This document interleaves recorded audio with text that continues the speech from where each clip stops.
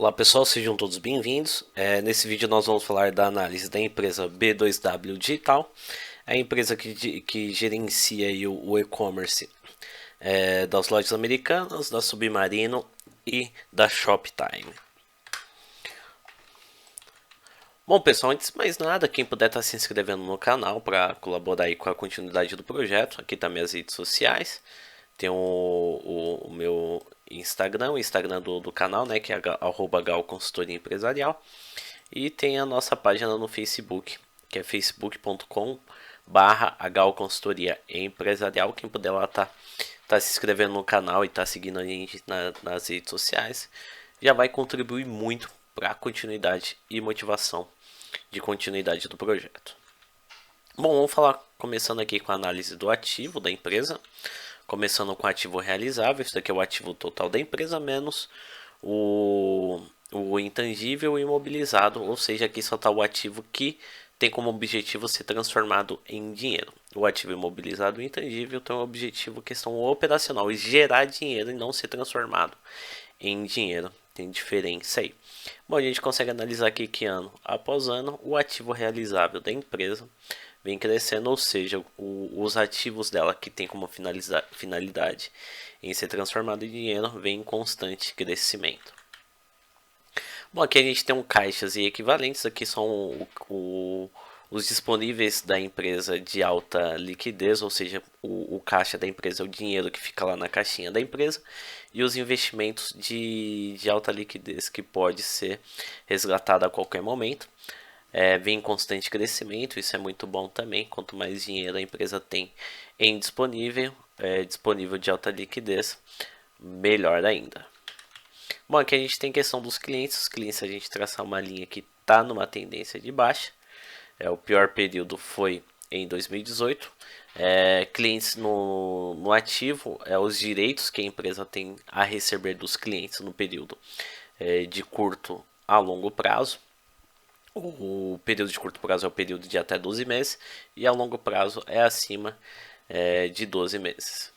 Bom, a gente consegue analisar aqui que não é muito bom aqui essa tendência de queda, ou seja, os direitos da empresa vêm diminuindo conforme o tempo.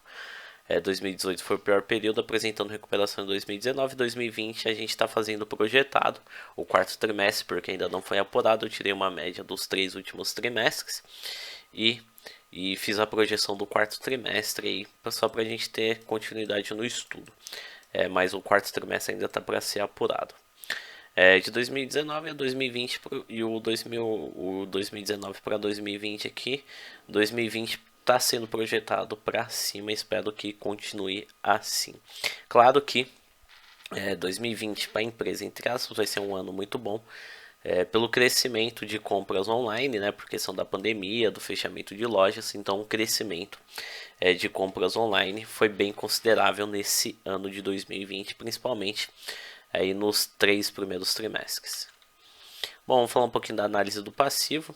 A análise do passivo aqui eu coloquei o balanço patrimonial para verificar qual o volume do passivo total em relação às outras partes do balanço patrimonial. O passivo são todas as obrigações que a empresa tem pagado a terceiros, representada aqui nessa linha azul.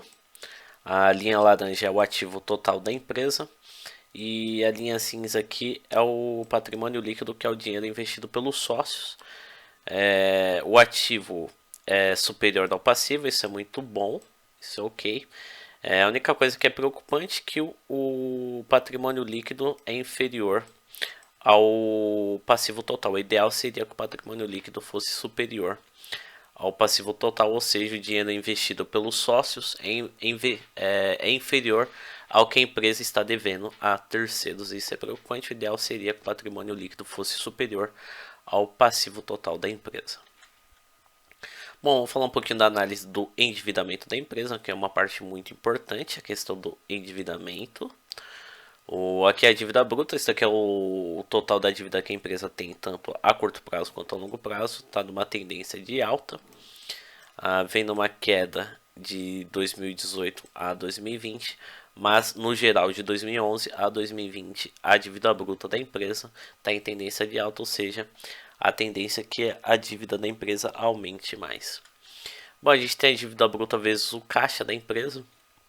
o, a dívida da empresa e o caixa vem num crescimento até proporcional.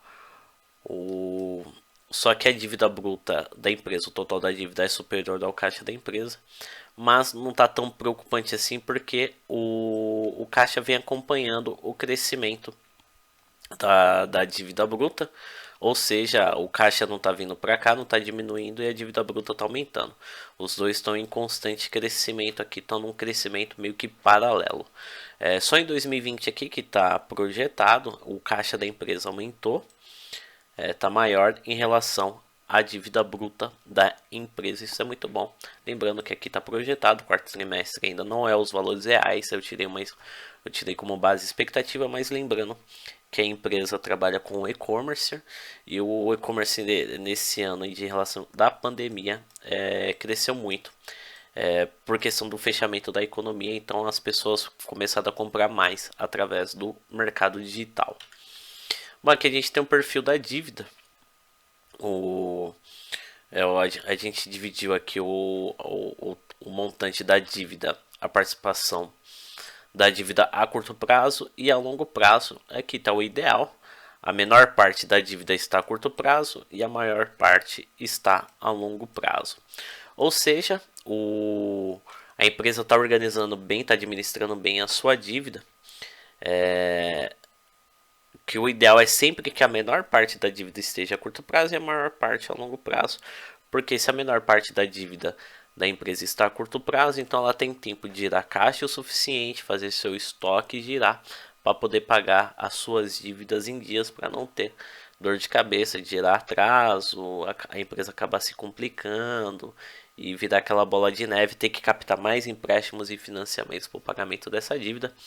Então a diferença do curto prazo em relação ao longo prazo é muito grande, isso é muito bom. Então a empresa consegue se organizar com tranquilidade para poder honrar os seus compromissos em dia.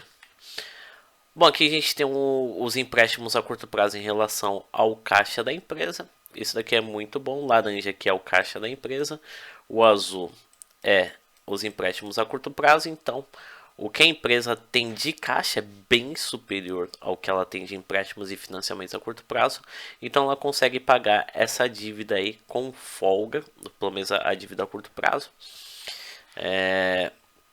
Que a gente consegue analisar aqui que o caixa vem num crescimento bem exponencial e a dívida a curto prazo tem pouca variação. Começou uma variação entre 2016 e 2020, mas está bem longe. O montante de dívidas a curto prazo está bem longe comparado ao caixa da empresa que vem num crescimento exponencial.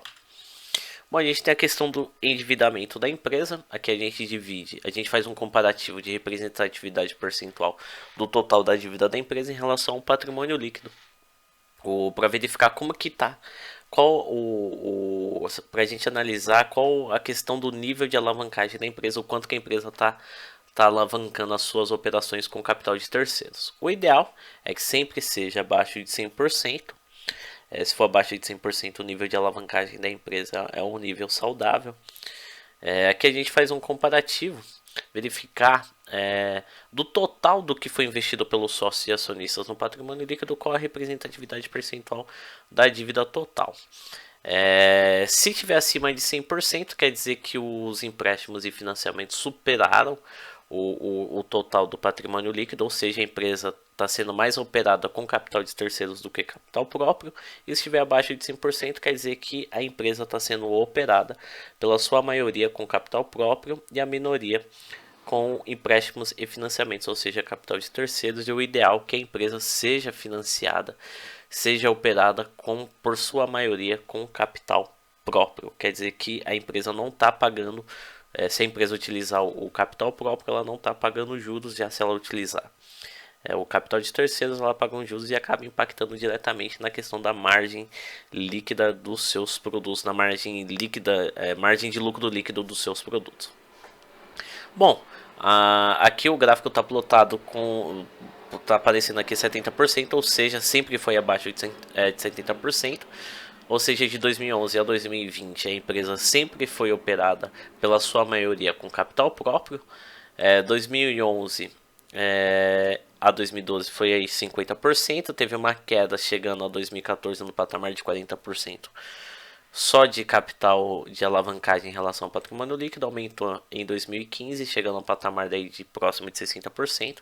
Aí veio numa queda forte, chegando em 2019 aí com 35% aproximadamente, subindo um pouquinho para 43% em relação a 2020. Então a questão da alavancagem da empresa não está tão alta assim. Bom, vamos falar um pouquinho da análise de liquidez. Aqui a gente vai falar do índice de liquidez corrente. Aqui a gente pega o ativo circulante dividido pelo passivo circulante. Se for acima de 1, quer dizer que o ativo circulante é superior ao passivo circulante. Para quem não sabe, o ativo circulante são os ativos, são os bens e direitos que a empresa tem a receber no período de 12 meses, ou seja, no período de curto prazo. E o passivo circulante é as obrigações que a empresa tem a pagar a terceiro no período de 12 meses, ou seja, no período de curto prazo. Sempre esteve acima de 1, ou seja, aqui é o patamar de 1. Sempre foi superior, ou seja, o ativo circulante da empresa sempre foi superior ao passivo circulante, ou seja, a capacidade de pagamento a curto prazo da empresa com o seu ativo sempre foi superior ao passivo circulante, ou seja, o ativo da empresa sempre foi, como que a gente pode falar, sempre foi superior ao passivo circulante, ou seja, a capacidade de pagamento do ativo circulante da empresa está excelente em relação ao passivo circulante. O pior período foi 2014, chegou próximo de 1, mas vem numa tendência de alta aqui, chegando a 2020 no patamar de 2,3, ou seja, a empresa tem um dobro de ativo circulante em relação ao passivo circulante. Então a capacidade de pagamento a curto prazo da empresa está muito boa. Bom, aqui a gente tem um índice de liquidez total. Aqui a gente pega o ativo realizável, ou tanto a curto prazo quanto a longo prazo, em relação ao passivo total menos o patrimônio líquido. Então a gente só pega as obrigações a pagar da empresa. A gente pega o ativo realizável, ou seja, os ativos que tem como destinação ser transformado em dinheiro, dividido pelo passivo total menos o patrimônio líquido. Então a gente só pega as obrigações.